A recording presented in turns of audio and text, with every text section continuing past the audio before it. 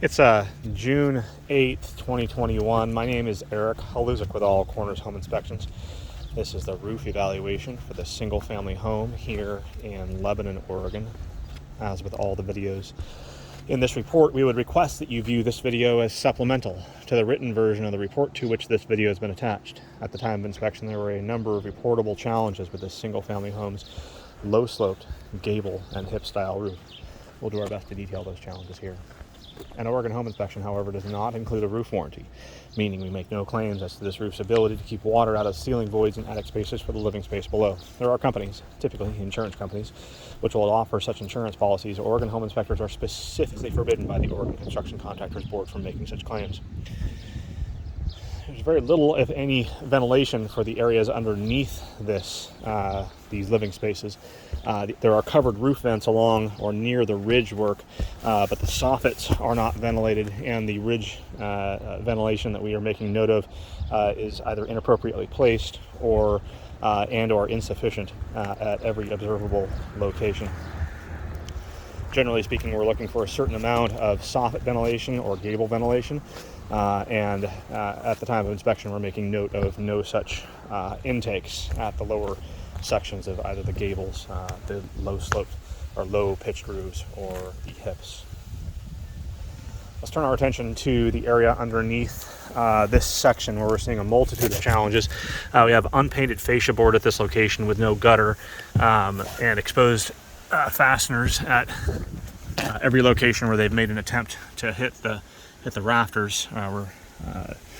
And then as we turn our attention to the area underneath this roof space, we have unpainted roof sheathing, which will in quick order mold and mildew and then rot.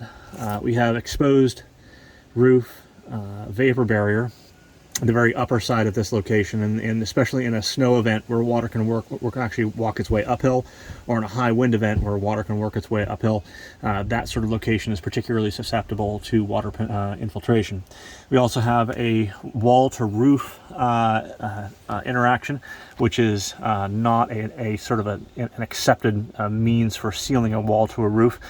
We have an area of missing siding at this location with this rollout material working on top of this section of siding. We understand that there's not going to be a lot of water penetration at this location. However, this is not an approved of method, and a warranty would be voided by this roofing manufacturer should the manufacturer be aware of that sort of installation, even if the condition is not related to this challenge, to a water penetration challenge. We have an open to the interior condition here, so we do have an open soffit area here, not by design, but it would appear as if the framing techniques were sort of less than ideal. And this is sort of speaking of ideal, this is an ideal location for birds to nest.